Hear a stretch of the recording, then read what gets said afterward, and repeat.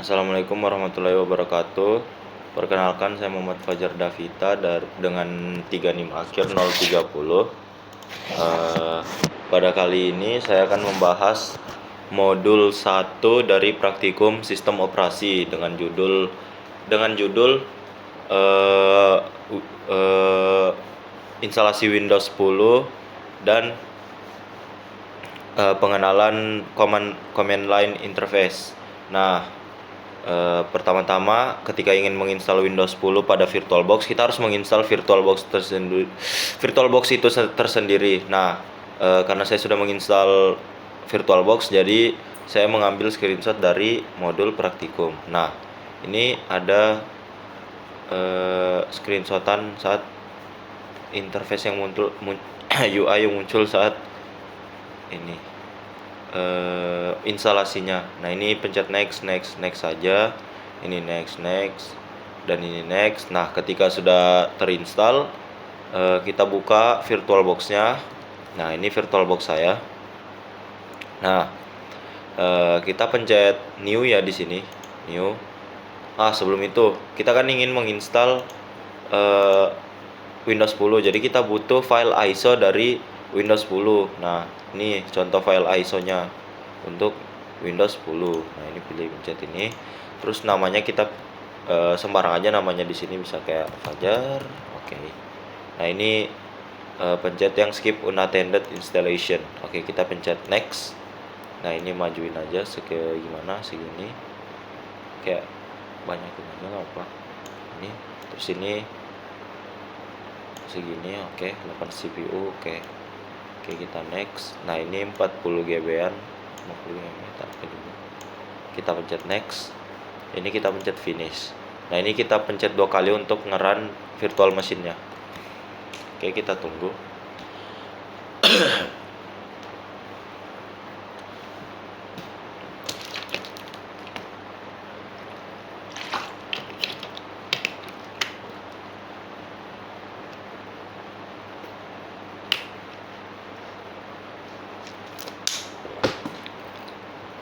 Kita buka.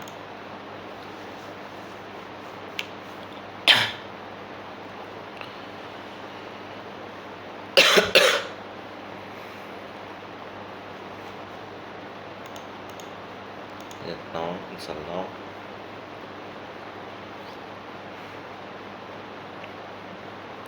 Ini kita pilih yang I don't have a product key. Pencet Windows 10 Pro, pencet next. Ini pencet I accept the license terms. Ini pencet custom. Ini pencet next saja. Nah, kita tunggu sampai instalasinya selesai.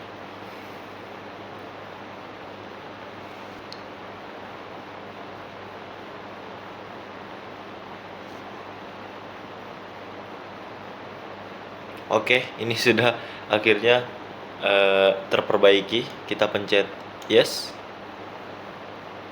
Oke, ini pencet yes saja, lanjut. Ini kita pencet skip.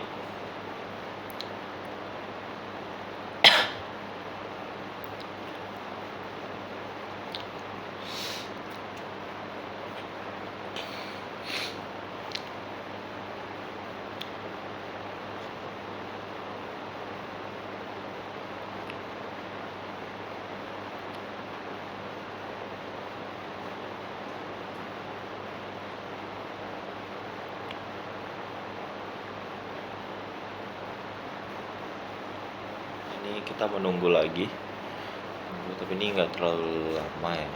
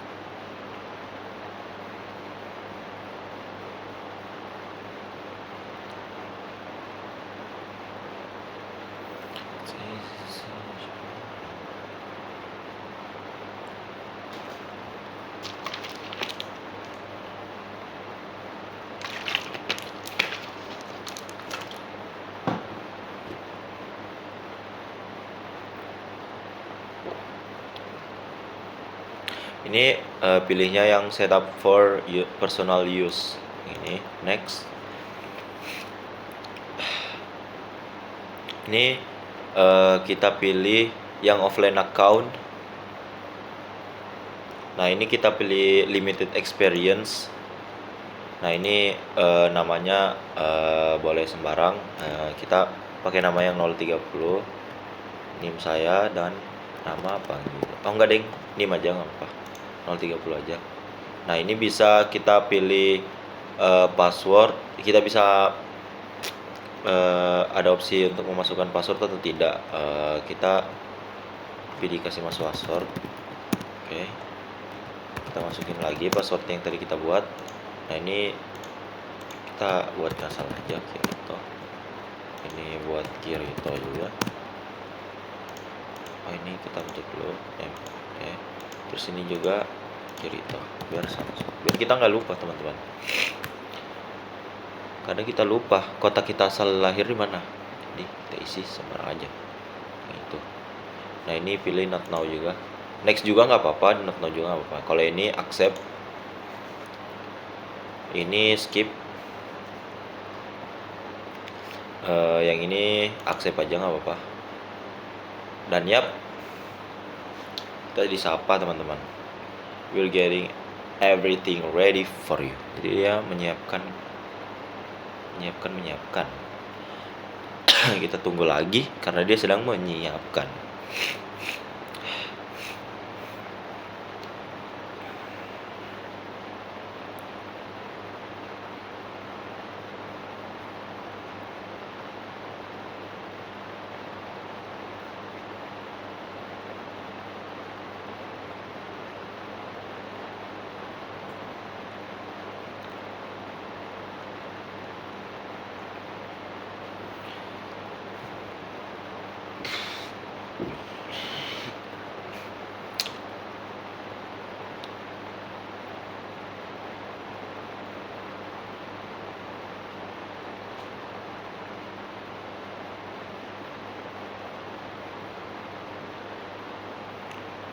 Kita tunggu lagi. Oke. Sedikit lagi katanya. Nah, ini kita pencet silang aja. Dan yap, Windows 10 berhasil kita install lewat virtual machine.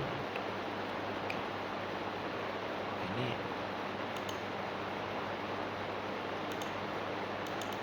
kita pindahkan dulu ke seperti ini. Kita lanjut ke PPT. Karena instalasi Windows 10 dalam VirtualBox-nya sudah selesai, kita lanjut ke materi ini, command line interface. Command line interface atau biasa disingkat CLI adalah sebuah tampilan antarmuka berbasis teks yang dimana pengguna bisa menambahkan interaksi agar perintah agar dapat berinteraksi dengan sistem komputer. Jadi secara singkatnya itu kayak bahasa komputer lah. Nah, kita mau ngomong sama komputer nih, kan nggak bisa tuh pakai bahasa Indonesia, jadi ngomongnya pakai bahasa ini teman-teman, bahasa CLI ini. CLI beroperasi dengan bantuan sel yang berada di antara sistem operasi pengguna seperti BAS, CMD, PowerShell dan lain sebagainya. Oke, lanjut. Ini beberapa perintah CLI Windows. Pertama, CD itu untuk membuka directory. Nah, ini kalau misalnya CD ada titik-titiknya berarti untuk balik ke ngebalik ke directory sebelumnya. Terus tuh ini dir untuk ngelihat isi directory tersebut. Del ini untuk ngehapus file yang ada dalam directory. Echo ini buat ngebuat file ngebuat file lewat perintah Windows ini di dalam directory tersebut. rmdir itu untuk menghapus nama directory, mkdir itu untuk maksudnya rmdir itu untuk menghapus sebuah directory, mkdir itu untuk membuat directory, ren itu mengubah nama directory dari nama lama menjadi nama baru. bukan nama directory juga, nama-nama folder juga bisa. Terus tuh start itu untuk ngebuka file explorer lewat CLI, command line interface. Code titik itu untuk membuka Visual Studio Code. Oke, kita lanjut. Kita ke percobaan command line interface. Kita coba di sini teman-teman ya. Oke, kita coba nih, misalnya kita buka terminal command prompt nih. Nah, kita contoh apa kita pakai, kita cd dulu. Kok cd sih, dir ngelihat directory nih, dir ding ini, jadi ada terbuka kan, jadi bisa ngelihat terus tuh salah. Terus kita buat file baru, echo ya, echo. Nama filenya apa? Salah. Misalnya Fajar. Echo Fajar. Salah, ini dipanahin. Terus ini kita tulis kayak ini isi teks dari file txt yang akan kita buat nanti. Nah, kita di sini fajar.txt. Ini jadi ini teks yang mau kita isi di filenya. Ini nama filenya. Jadi enter, kita cek di dir apakah ada teman-teman, fajar.txt. Nah, tulisannya itu hai Fajar. Oke. Nah, kita hapus deh. Hapus tadi rmdir ya, rmdir kan kalau nggak salah, saya lupa juga rmdir. Oh ya, rmdir benar. Kita ingin hapus fajar.txt. Rmdir rmdir oh no, apa ya, ini nggak bisa berarti. Rmdir yang dihapus kayak misalnya videos gitu, videos. Nah, karena ini DC jadi nggak bisa dihapus teman-teman, seperti itu. Butuh akses. Oke, kita lanjut. Kita contoh buka ini, kita start lagi.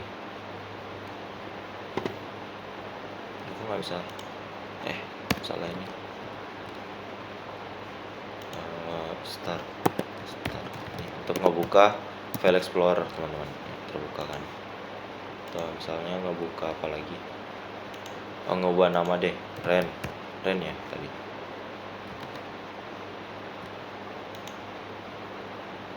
Ren bukan sih ya, Ren benar. Kita pakai petik nama lamanya fajar.txt, kita ubah jadi fajarisme.txt. Aduh, kok nggak bisa ya, find display. Yang ini.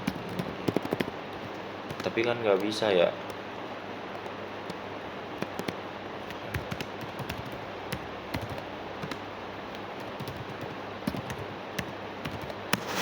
Nah, tanpa tanda petik teman-teman ternyata.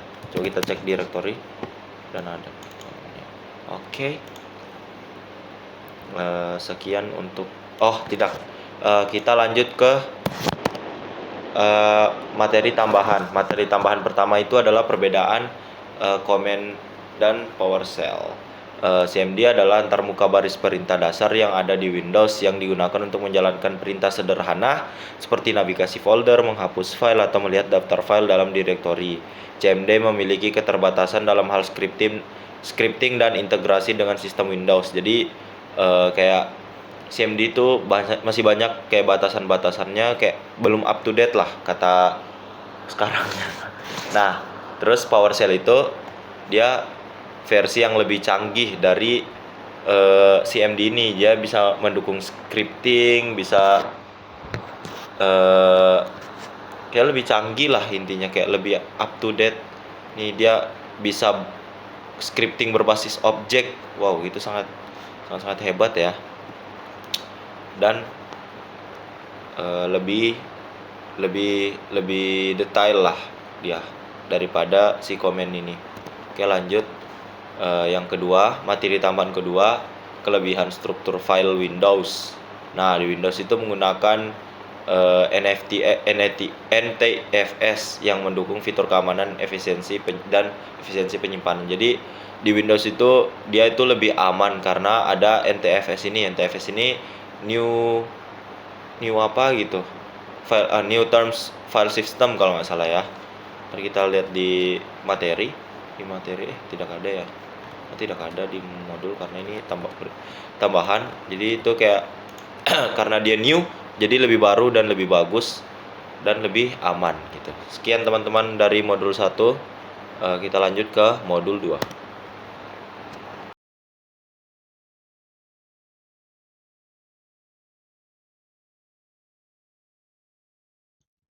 Ya, halo semua. Kita lanjutkan ke modul kedua ya. Maafkan kameranya nggak ada tiba-tiba karena sudah mepet waktu, jadi nggak bisa pakai kamera HP lagi. Kalau pakai kamera HP harus upload dan ya menunggu lama. Kita lanjut ke modul keduanya. Nah, di modul kedua ini pertama ada arsitektur sistem operasi Windows. Arsitektur sistem operasi Windows adalah desain software yang dipakai untuk membangun dan mengelola sistem operasi Windows. Windows punya arsitektur yang berlapis dan terdiri dari beberapa lapisan yang menyediakan fungsionalitas SO. Oke, ada kernel. Kernel bekerja saat komputer nyala. Awalnya kernel diaktifkan oleh bootloader, lalu dimuat menuju memori komputer. Kernel akan langsung jadi pengatur kerja sistem. Sejak awal diaktifkan dalam memori komputer, sistem eh, input dan output komputer secara otomatis mentransfer kendali pada kernel. Dari awal sampai akhir proses yang mengendalikan adalah kernel. Oke, kita lanjut ke komponen utama Windows. Itu pertama ada registry ini kan. Nah, di registry kita mencoba untuk mengubah font dari sebuah Windows ini. Oke, kita coba ya. Eh, Pertama pencet Windows plus R, terus buka regedit, terus yes.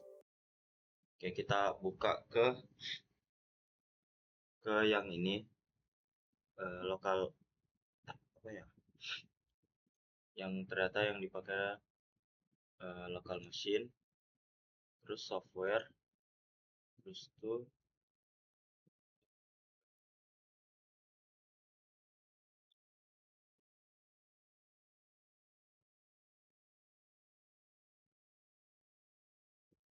software Microsoft, terus Windows,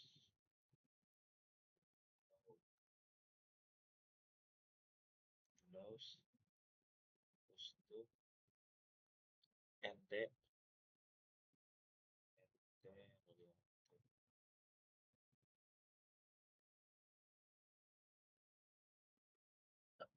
Windows, tidak ada. Oh, salah coy. Ini Windows NT yang benar. Nah, version, terus pilih yang fonts. Nah, kita ambil dari ini, dari Times New Roman, yang ini, yang boldnya kita copy semua satu-satu, pindahin ke yang Sogayo ini, yang dari TrueType juga. Di paste, copy, terus di paste.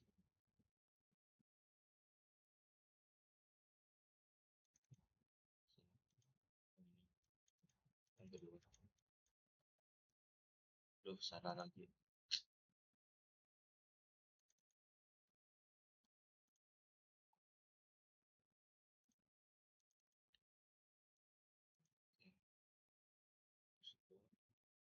Yang ketiga, oke, terus dipastekan ke yang tiga juga.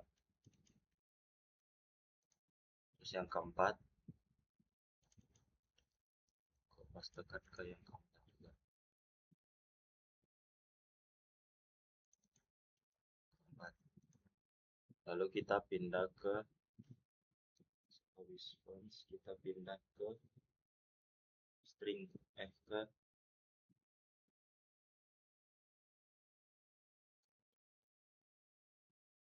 string.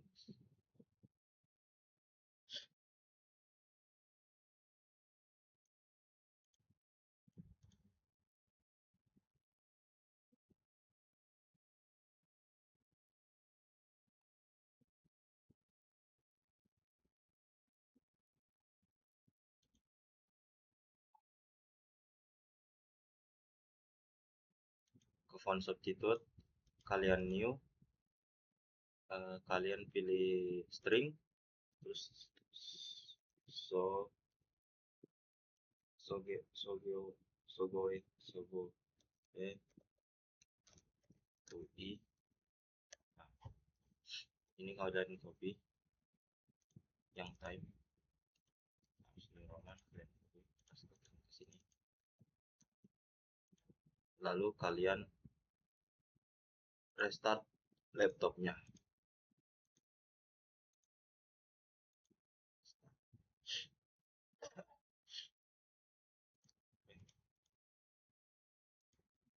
Dan ya, setelah restart Windows-nya fontnya sudah berubah.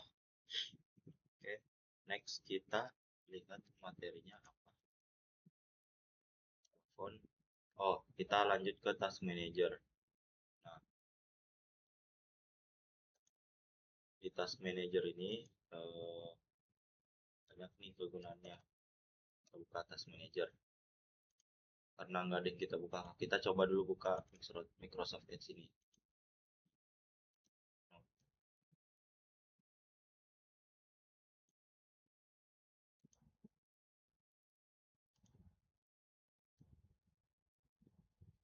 Oke, kita lihat di sini ada Microsoft Edge di task manajernya. Sebenarnya task manager ini, task manager ini bisa melihat eh, berapa data yang dipakai, berapa persen CPU yang dipakai, memori, disk, network, dan macam-macam lengkap. Nah, ini.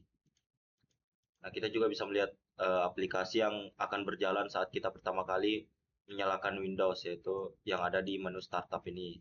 Ada Microsoft Edge. Ini ada user juga, ini usernya 030. Ini details. Dan ada service. Oke, service apa saja yang digunakan oleh aplikasi-aplikasi tersebut. Ini ada aplikasi yang berjalan di latar belakang. Oke, kita lanjut ke materi selanjutnya setelah ini. Selanjutnya adalah oke. Lanjut ke materi BIOS. Oke. BIOS basic input dan auto output system. BIOS adalah firmware di chip ROM motherboard yang bertugas menganalisasi perangkat keras dan memuat bootloader untuk memulai sistem operasi. BIOS bekerja sebagai sistem operasi dijalankan dan berhenti aktif setelah bootloader dimuat. Oke. UEFI atau Unified Extensible Firmware Interface adalah pengganti BIOS legacy dengan teknologi lebih modern. Nah, Oke, perbedaan utama dari BIOS Legacy dan UEFI adalah BIOS Legacy menggunakan MBR yang terbatas, disk maksimalnya 2 TB, 4 partisi primer, sedangkan UEFI menggunakan GPT yang mendukung disk lebih besar dan partisipasi lebih banyak. Partisi lebih banyak. Oke, kita lanjut. Nah, manajemen user Windows. Kita dapat di Windows itu terdapat seperti tiga jabatan gitu. Ada administrator, itu administrator bisa seperti admin bisa menghapus user lain, bisa mengakses user-user lain lah, kayak kekuatannya paling tinggi di Windows, di sistem Windows ini. Ada yang standar seperti pengguna biasa. Yang terakhir ada local account. Local account ini kayak bawahan paling rendahnya. Nah, untuk membuat local account bisa ke setting, terus ke mana mana ini accounts, family and other users. Nah, ini bisa untuk membuat other usersnya. Oke, jadi ini. Nah, ini bisa membuat username misalnya 30 wajar. Ini passwordnya, kalau mau dibuat password, kalau tidak dibuat password juga bisa. Nah, terus sekarang ada local account Fajar. Jadi setiap booting laptop kita akan diminta memilih antara login akun administrator atau login local account kita. Oke, terakhir praktek CLI. Oke, CLI ini lumayan sulit. Pertama, kita harus membuka Windows R. Kita ketikkan regedit. Regedit. Bukan. Ini ya.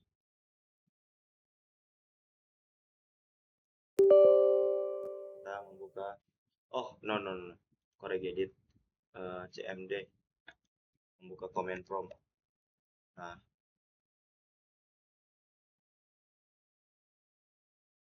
kita akan melihat isi dari, kita akan membuka diskpart. Oke. Kita pertama lihat disk 0 kita ini. Terus kita lihat detailnya, detail dari disk ini. Disk.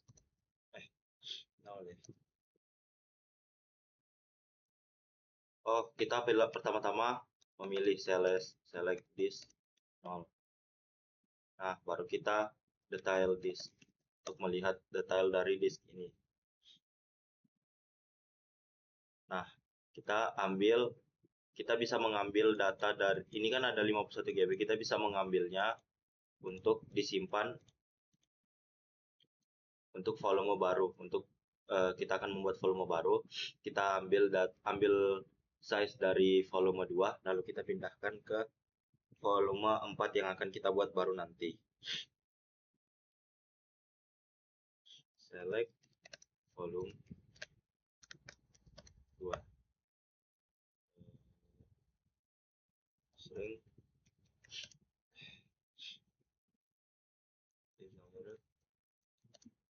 String ini untuk mengambil berapa besar dalam MB yang kita ingin ambil.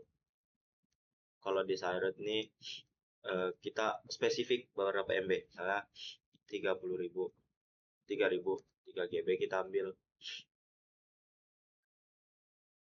Oke, kita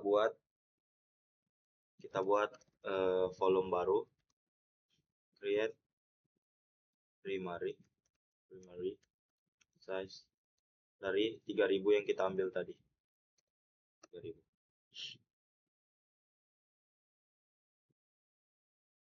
Oh, salah, create partition, lupa partition primary size 3000. Oke, sudah. Kita lihat list disk di apa ya comment promnya, detail disk. Nah, sekarang sudah ada volume keempat. Oke, kita ubah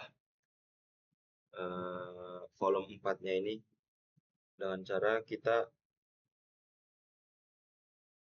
masuk dulu ke volume 4-nya ya. Kalau masuk volume tadi, select volume 4. Kita ubah ke yang dari raw ini ke NFTSFS.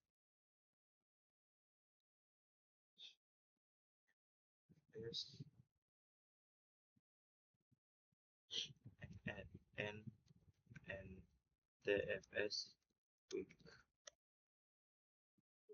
Lagi. Oh, kata formatnya lupa. FS NTFS NTFS quick. Oke, sudah. Lihat sistemnya sudah NTFS teman-teman ya. Kita ubah letternya ini, letter di volume 4-nya dengan cara style letter sama dengan saya F. Oke, sudah. Dan kita bisa keluar dari disk ini dengan perintah exit. Oke, dan ini di close saja.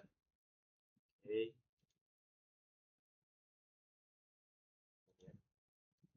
Sekian presentasi dari saya. Wassalamualaikum warahmatullahi wabarakatuh dan terima kasih.